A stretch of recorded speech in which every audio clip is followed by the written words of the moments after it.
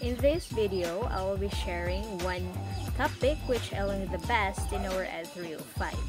In this subject, we have tackled 6 chapters.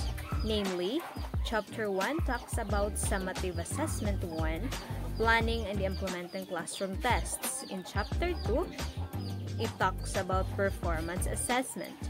Chapter 3 about Portfolios, Paper and Digital. Chapter 4 about assessing non-cognitive disposition and skills. In Chapter 5, it's about assessment for students with exceptional needs. And the last chapter is about grading and reporting students' performance. So in these chapters, I chose one topic which I learned the best. Greetings everyone, I am Gennelyn, Bachelor of Technology and Livelihood Education. In this video, I will be discussing about Chapter 4, Assessing Non-Cognitive Dispositions and Skills, specifically the attitude targets. Non-cognitive traits are attitudes, beliefs, traits, mindsets, self-control, goal orientation, and values. This is part of a student's character and personality, may it be intrapersonal and interpersonal. This is also called affective or social emotional traits. This is essential for success in school and life. So students are more successful when they are responsible, they can self-monitor, and they can work with collaboration. Attitudes are internal states and beliefs that vary from positive to negative in reaction to an object, situation, issue, activity, person, group of objects or persons, or the environment. Thus, we often think about attitudes towards something like learning, subjects, teachers, other students, homework, or tests.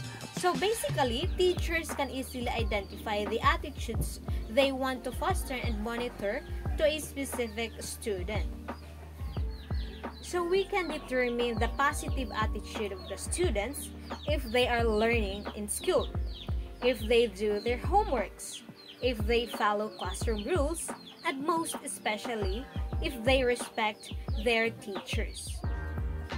If there are positive attitudes to the students, there are also negative ones. Say for example, cheating, skipping school, and dropping out.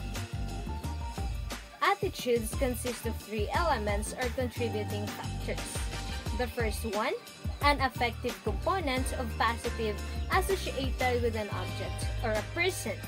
The second one, a cognitive component describing worth or value or an evaluative belief. The third one, a behavioral component indicating a willingness to engage in specific actions or the response. So this 3-part conceptualization has important implications for identifying attitude targets towards feeling, thoughts, or behaviors, where all 3 components need to be addressed. If learning target is, students will have positive attitude towards school. Another one, only the affective part needs to be addressed. If the learning target is, students will like coming to school. So, attitudes of the students are different from each other. This depends on how they perceive and deal with things around them. Teachers' flexibility is highly appreciated in addressing students' attitudes. Online classes is not as easy as it was during face-to-face classes.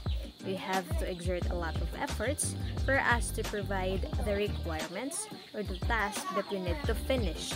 Nevertheless, I still happen to learn a lot of things, a lot of lessons in this subject.